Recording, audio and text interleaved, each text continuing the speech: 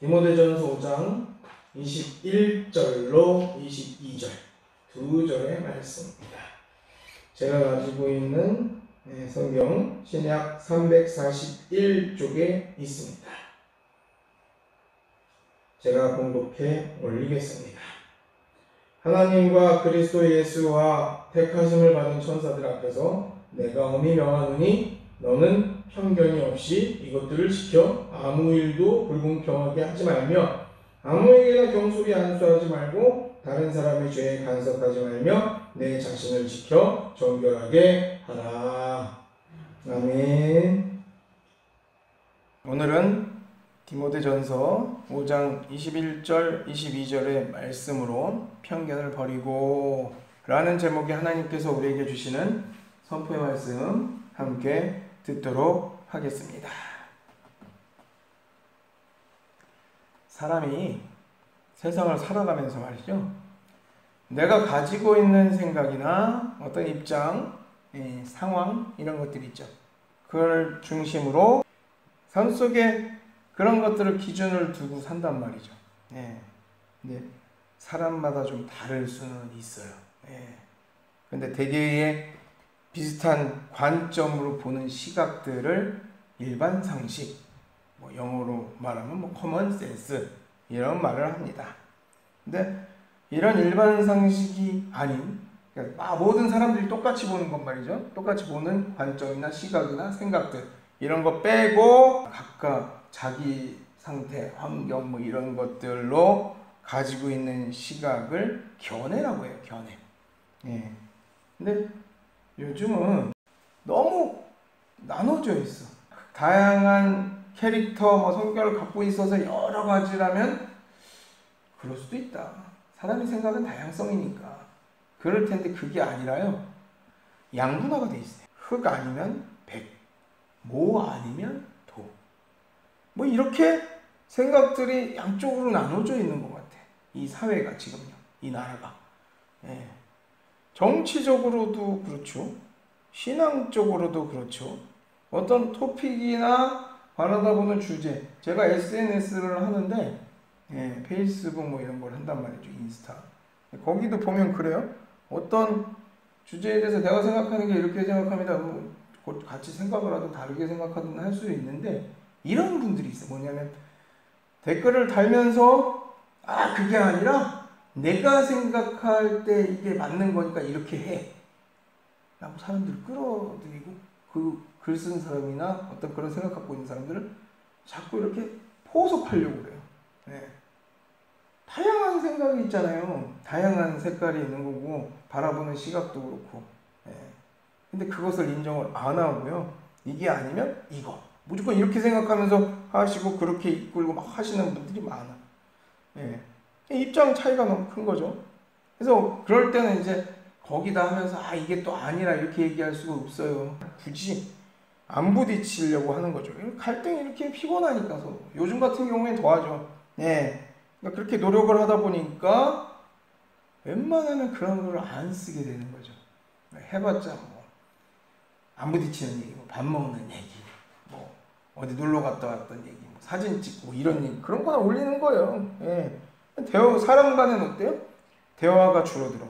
사람과 사람 사이의 정 이런 것들도 점점 사라지게 되는 거고, 게다가 요즘 코로나 시대다 보니까 만남이 적어, 교류가 적어요. 거리감도 그만큼. 누가 그러더라고요. 부부 사이건 무슨 사이건 또 친분 있는 사이에도 서먹서먹해지고 거리가 생기잖아요. 부부 간에도 그런 데잖아. 부모 자식 간에도 그렇고요. 그래서 또 하다못해 이웃이면 더 그렇겠죠. 자주 보면 모를까. 그러니까 이런 것 때문에 참 사람들 간에 거리감만, 괴리감만 생기는 그런 상태. 안쓰럽고 안타깝죠. 오늘 본문을 보겠습니다. 21절. 하나님과 그리스도 예수와 택하심을 받은 천사들 앞에서 내가 엄히 명하노니 너는 편견이 없이 이것들을 지켜 아무 일도 불공평하게 하지 말며. 디모데 서신, 영적인 아들인 디모데란 말이에요. 디모데를 에베소 교회로 보냈어요. 작은 교회가 아니에요. 에베소 교회 규모도 있고 그래요. 거기다가 이제 디모데의 나이가 한 30 후반에서 40 초반인가 그때니까 굉장히 젊을 때죠. 그 에베소 교회를 가서 고민이 본인도 많았을 거고, 그 교회의 상태도 건물은 괜찮고 뭐 사람들 봤을 때는 얼굴은 그렇지만 그 교회 내가 문제가 많았던 교회란 말이죠. 잘 어떻게 이끌어 나가고 어떻게 해야 될 것인가에 대한 어드바이스, 코치 이런 걸 해주기 위한 그게 디모데 서신이란 말이죠. 그런 내용이었어요. 지혜를 전해주는 내용. 바울은 본문을 통해서 디모데에게 말하는 거예요. 네가 편견 없이 불공평하게 행하는 일을 하지 말아라 라고 충고하고 있어요. 우리가 생각하는 편견은 뭡니까? 사전적인 정의는 공정하지 못하고 한쪽으로 치우친 생각이다 라고 합니다. 좋은 편견이 있고 나쁜 편견이 있어요. 대개의 편견은 나쁜 의미예요. 어떤 사람들에서 막 좋게만 보는 편견을 가지면 좋은데 그렇지 않고 되게 편견을 가졌다라는 말을 하면 나쁘게 본다, 고깝지 않게 본다, 뭐 이런 거죠. 즉 편견은 마음속에 이미 그것에 대해서 좋든 나쁘든 같은 경우 나쁜 의미로 많이 쓰다는 거겠죠. 단정해버려. 그것에 대해서 그냥 단정해버리고 속단한다라는 겁니다. 편견은. 바울 사도의 그 충고는 디모데에게 결국은 편견을 가지고 있는 그 생각을 버리라는 거죠. 선입견 이런 것도 편견의 하나죠. 그냥 딱 보고 그냥 딱 결정해버리는 그런 것들도. 고든 울포트라는 사람이 있습니다. 이 사람. 그가 책을 썼어요. 제가 보다가 공감을 해서 깊은 공감을 했는데 이 사람이 편견에 대한 문제를 역사나 사회규범, 종교, 경제 다양한 측면에서 연구한 영향력 있는 미국의 심리학자예요. 제가 이번에 그 관련된 소식들을 봤어. 제가 웬만하면 이렇게 무슨 뭐 설교 시간, 말씀 전하는 시간에 글이 많이 사용하지 않는 그런 예화지만 오늘은 어쩔 수 없이 좀 사용하는 상황입니다. 많은 이들이 이분의 것을 많이 공부해요. 그래서 좀 꽤 그쪽으로는 유명하신 분인데 이 양반에 따르면 편견적인 인간, 그렇지 않은 사람들 이렇게 나뉘더라고요. 근데 편견적인 인간, 편견적인 사고방식을 가진 사람은 항상 흑백 논리로 판단을 한다는 거예요. 제가 초반에 말씀드렸던 것처럼 뭐 아니면 도, 또 흑 아니면 백 이렇게. 그래서 모든 관계를 친구가 아니면 적 이렇게 여긴다는 거죠. 형식적인 도덕 그리고 윤리에만 집착한다는 거예요. 그래서 해결책이 필요할 때 어떻게 하냐? 습관에만 의지한다는 거예요. 자기가 생각할 때 괜찮은 생각하는 그런 습관들에만 의지한대요. 그래서 이 올포트가 편견적 인간은 잘못된 일반화, 즉 뭡니까? 치우친 가짜뉴스, 거기에 익숙해지면서 사고방식이 더 편파적으로 된다고 얘기하고 있어요. 이런 편견은 어때요? 적대적인 말, 또 내로남불, 물리적 공격 이렇게 형태로 나타난다는 거예요. 대부분 적대적인 말 정도에서 그치고 말지만 거부의 언어가 일상이 돼버려. 그러면 이게 내로남불 막 이런 것들 있잖아요. 내가 무조건 정의야 막 이렇게 생각하는 게 심해지면 어떻게 해요? 물리적 폭력으로 나타난다. 배려가 없는. 그렇게 얘기를 하더라고요. 이런 사람들은 특정 집단을 향한 자신의 반감을 합리적이고 이게 공정하다 여겨요. 그리고 어때요? 비난의 책임을 그 대상한테 씌우기도 한다는 거죠. 편견으로 가득한 사람들한테도 물어보잖아요. 그럼 되게 다들 뭐라고 하는 줄 아세요? 자기는 정이고 공이고 나는 편견을 갖지 않는다 라고 얘기해요. 자기 자신의 편견을 인정해버리잖아요. 그럼 자기 자신이 비합리적이고 비원리적인 존재라고 인정하게 되고 죄인으로 인정을 해버리게 되는 거니까 다 자기가 책임을 져야 된다고 생각을 해요. 절대 사과하지 않아요. 절대 잘못 인정하지 않아요. 변명합니다. 그리고 합리화해요. 그렇다 보면 점점 양극화되죠. 왜 그러냐면 그렇게 자신이 굽히지 않는 모습들을 보고 저 사람 말이 맞나 보네? 저 사람 뜻이 맞나 보네? 하면서 지지하는 사람들이 생겨. 그럼 어떻게 돼요? 자연스럽게 양극화가 돼버리는 거죠. 예. 그 사람들이 너 정말 이상해 라고 하는 사람들이 많더라도 하더라도 자기가 맞다 하는 사람들도 생기는 거야.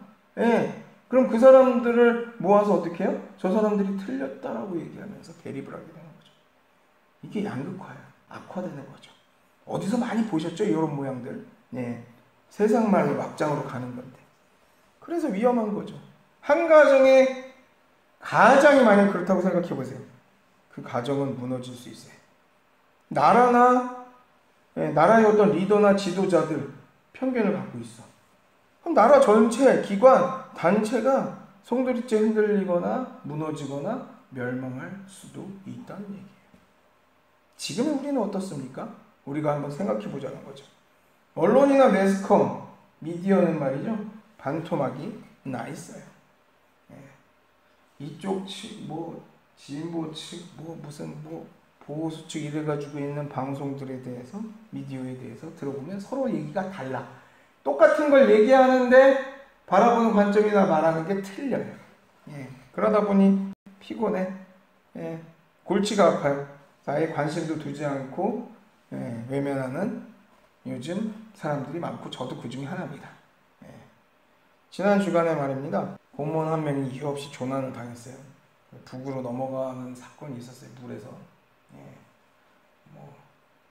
그 사람이 월북하려고 하는 의지가 있는 것이 신발을 벗어놓고 무슨 구명조끼를 입고 가서 그걸로 그렇다.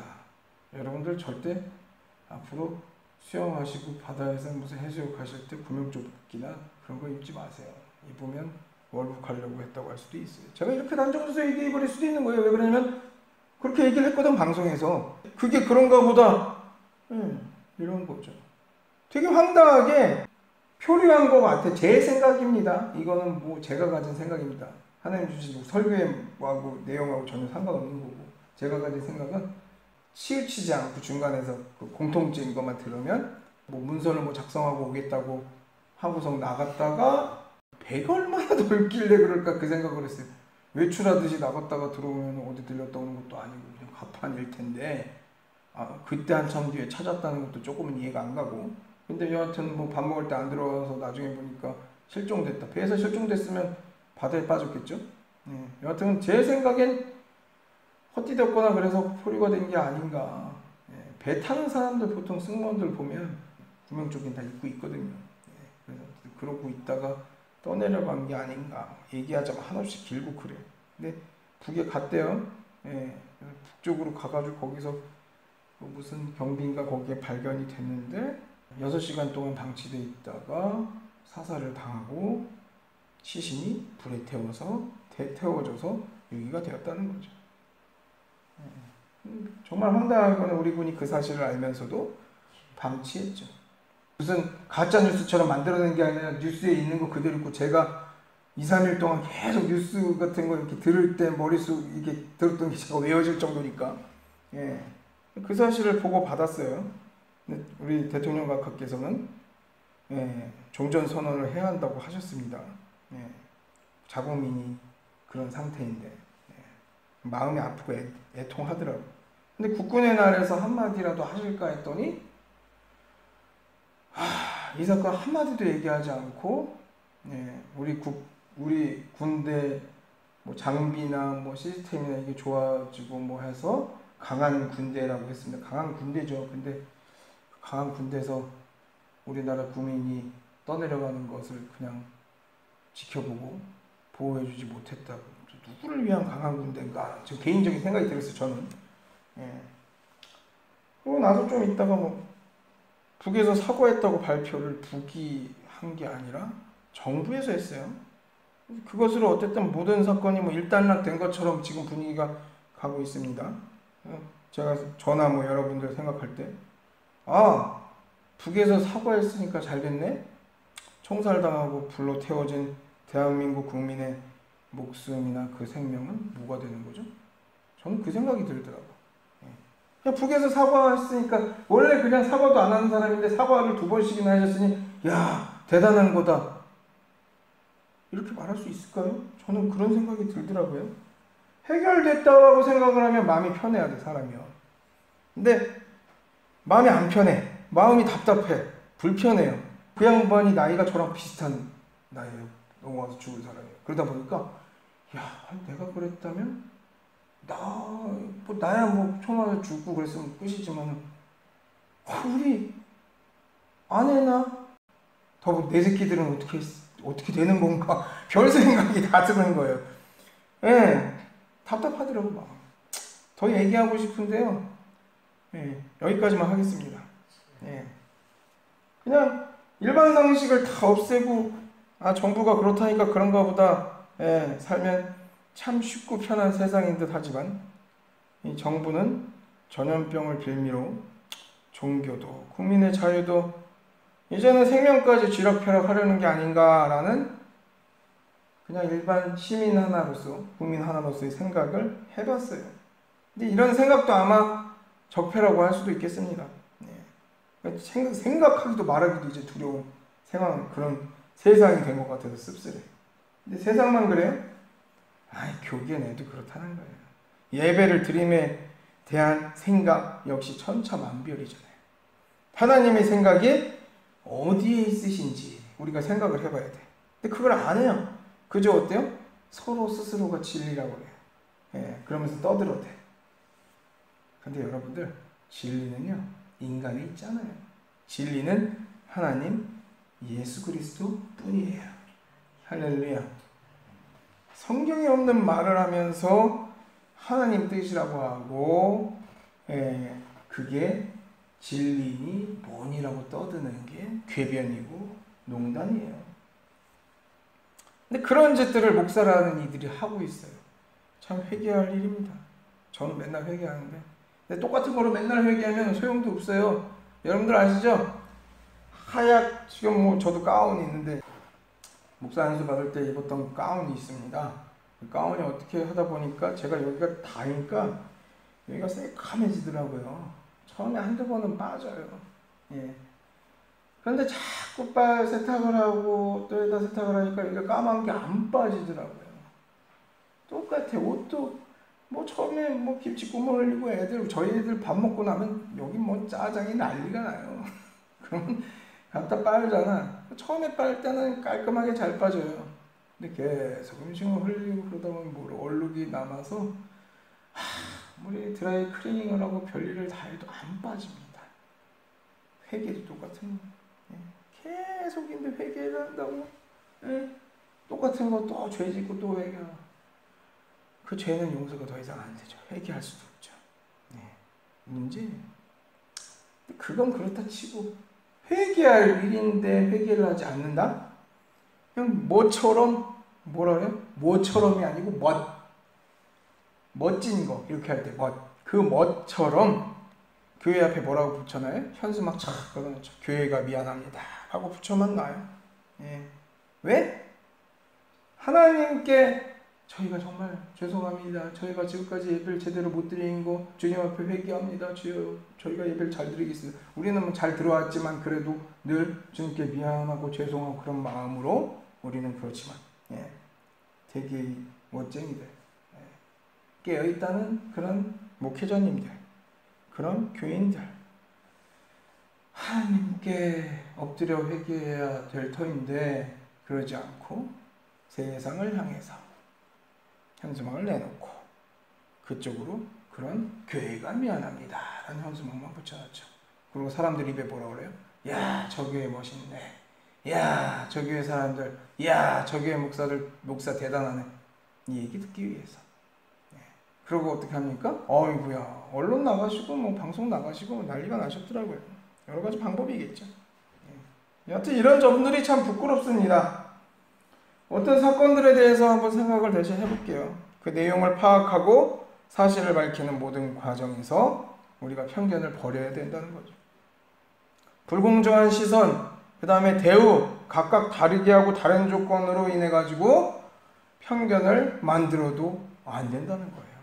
공정해야 됩니다. 공정. 정말.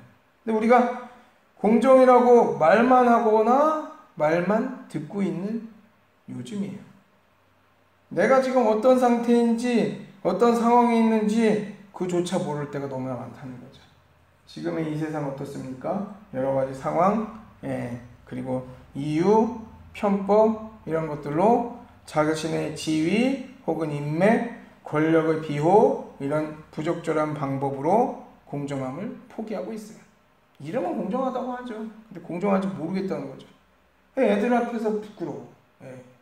다른 젊은 20대 초반 이제 막 젊음을 나타내면서 뭔가를 해보려고 하는 이들이 다 꺾였어.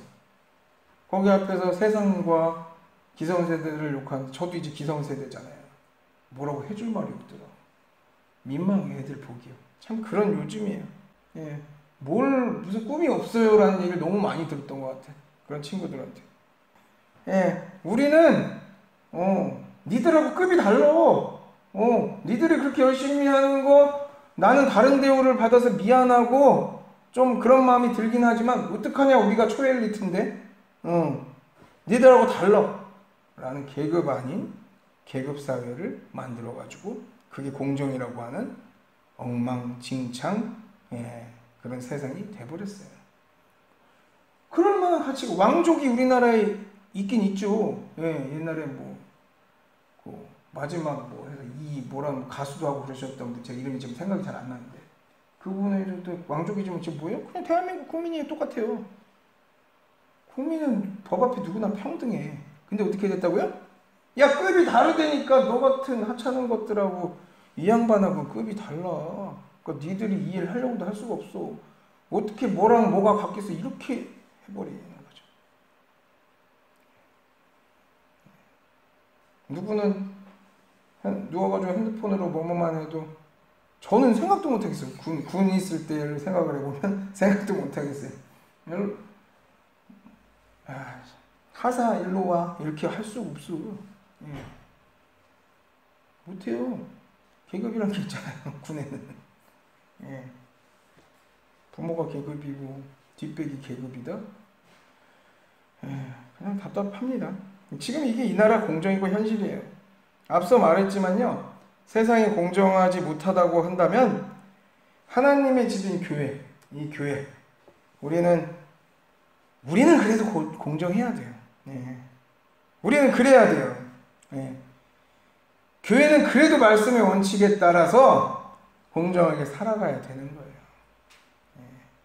목사건 죄송합니다 말이 좀 세서 목사건 나발이건 얼마나 대단한 사람이고 스타 목사건 무슨 말만 하면 좋아요가 몇 천만 개 달리는 그런 엄청난 세계적인 목사다 할지라도 잘못하고 실수하면 하나님을 부정하고 하나님을 모욕하면 본인이 회개 못하면 교회에서 믿는다는 사람들이 배척해야 되는 거예요. 왜? 하나님의 등진일을 하는 일을 했으니까. 근데 어떻게 해요? 뭐라고 해요? 너는 그 양반만큼이나 유명하냐? 그 사람 말 얼마나 대단한데? 이런 식으로 얘기를 하시죠. 공의는 어디 있습니까? 우리 각자 지체들은 공정해야 됩니다. 우리가 그래야 되고요. 말씀의 원칙, 하나님의 말씀의 뜻에 따라서 공정하게 살아가야 해요. 바울 사도의 디모데에 대한 권면은 이거란 거죠. 편견이나 사견을 버려. 그리고 하나님의 말씀하신 대로 행하는 거다 이거예요. 정확히. 그러니까 너희가 그냥 편견을 버려라, 네가 가지고 있는 생각을 버려라 이게 아니라요. 네가 가지고 있는 생각을 버려서 텅 빈 거로 멍하지 말고 네가 가진 생각을 버리고 그 곳에 하나님의 뜻으로 하나님의 말씀으로 채우라는 거예요. 그래서 그 뜻에 따라 행하는 거죠. 쉬운 것 같죠? 근데 쉽지 않아요. 그럼에도 불구하고 주님의 자녀된 우리는 지켜야 된다는 겁니다. 그것을 위해서 기도하고 기도해야 돼요. 본문 22절 읽겠습니다. 아무에게나 경솔히 안수하지 말고 다른 사람의 죄에 간섭하지 말며 내 자신을 지켜 정결하게 하라. 안수라는 게 뭘까요? 대상자에 대해서 머리에 손을 얹는 것, 그게 안수인데 성도의 입장들, 우리 각자 입장에서 볼 때 생각해 봐요.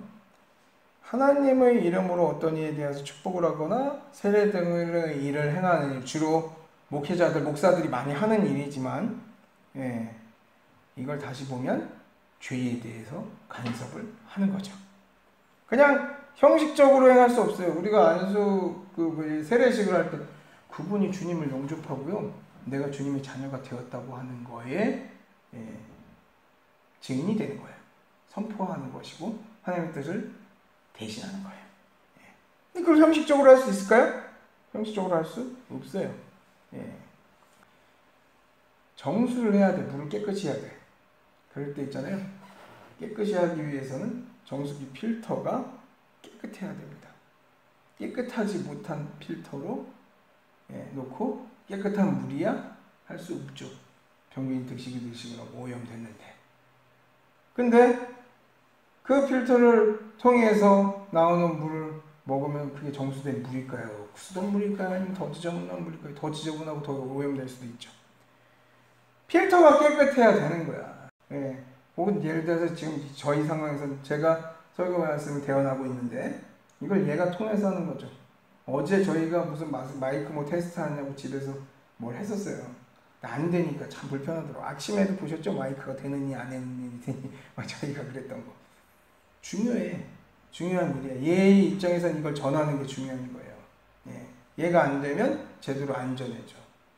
스피커로 안 나올 거란 말이죠. 그럼 우리 성도들, 목사들 얘기하는데 무슨 하나님 말씀 어떻게 전하나 안 들려가지고 또 고생하실 수도 있다는 거죠. 정수기도 똑같죠. 깨끗한 물을 먹기 위해서 정수하는 거지 오염된 물을 먹기 위해서 정수기 쓰진 않잖아요. 똑같은 거예요. 그럼 목사가 하나님 말씀을 전하는 그런 존재인데 깨끗해야죠. 정결해야죠.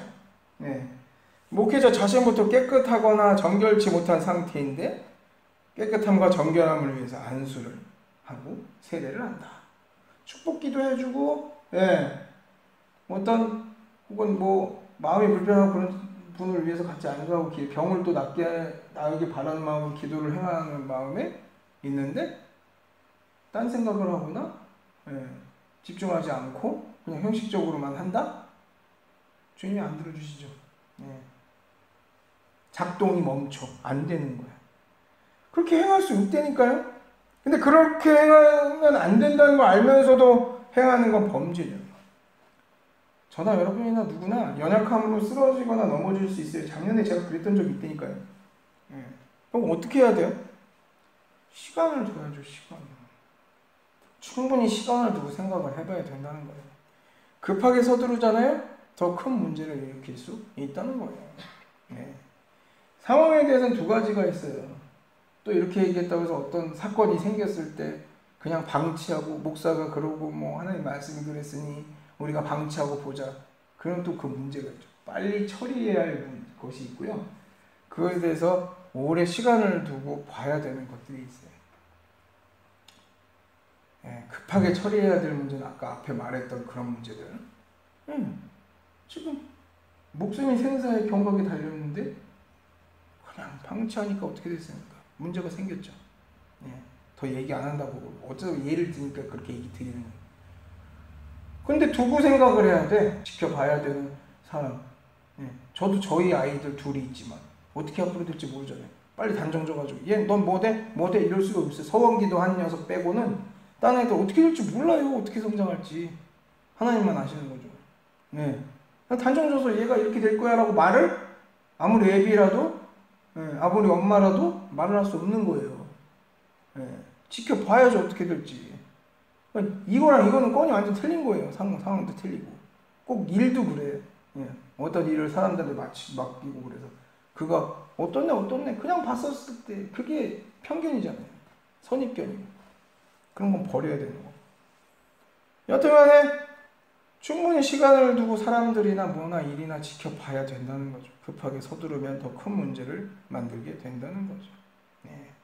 안수기도도 그렇죠. 그래서 저도 목사 안수 받자마자 막 안수기도 하고 다니진 않았어요.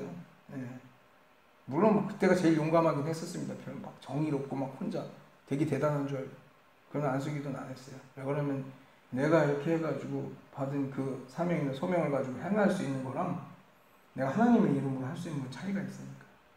좀 한 몇 년 지나고 했던 것 같아요. 한 1, 2년 지나고. 좀 마음에 기도하면서 마음에 결단도 생기고 그럴 때. 내 이름으로 내가 하는 건 내 마음대로 할 수가 있지만 그것도 내가 책임을 져야 되기 때문에 주의해야 돼요.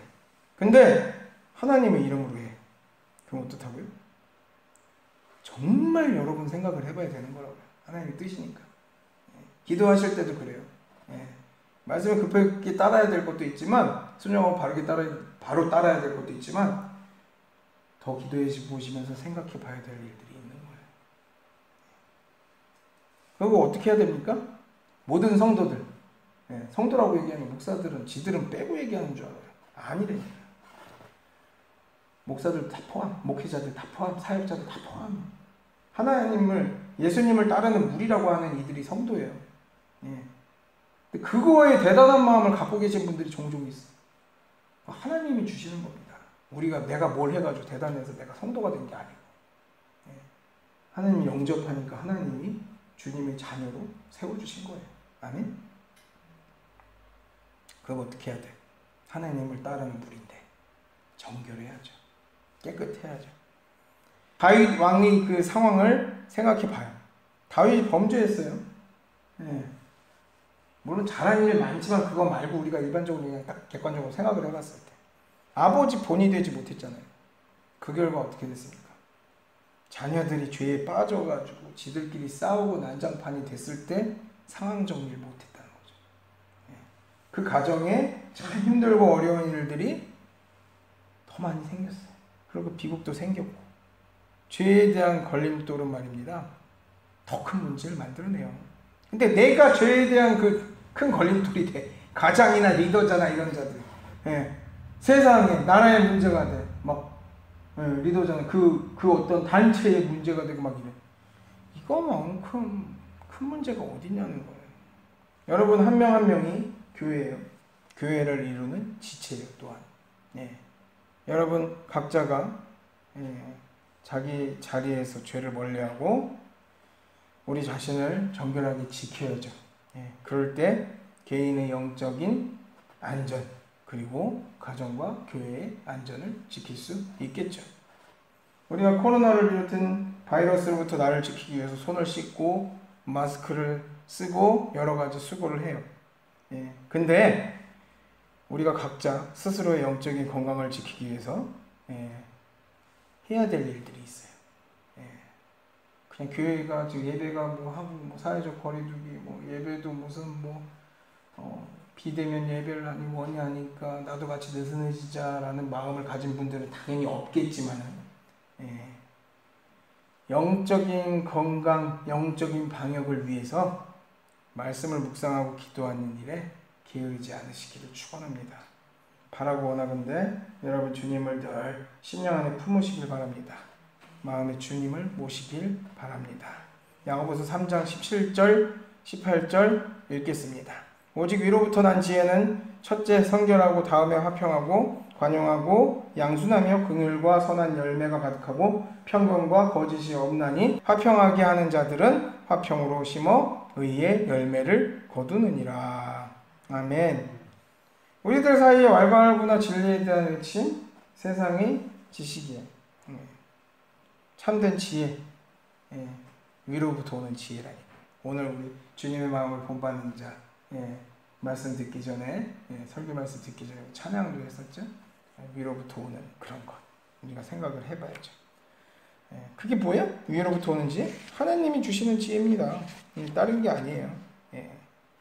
하나님이 주시는 지혜임을 믿으시기 바랍니다. 그럼 뭐예요? 하나님이 주신 지혜가 편견이 없어요. 그러니까 위로부터 난 지혜가 편견을 없애는 유일한 방법이라니까요. 지금 우리가 하나님의 말씀을 순종하고 사모해. 그 말씀대로 살잖아요. 그러면 우리 마음의 편견은 사라져요. 소멸돼요. 없어져요.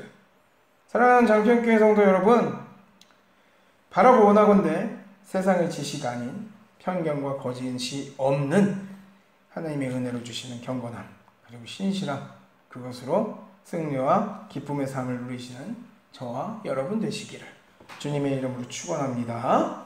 기도하겠습니다.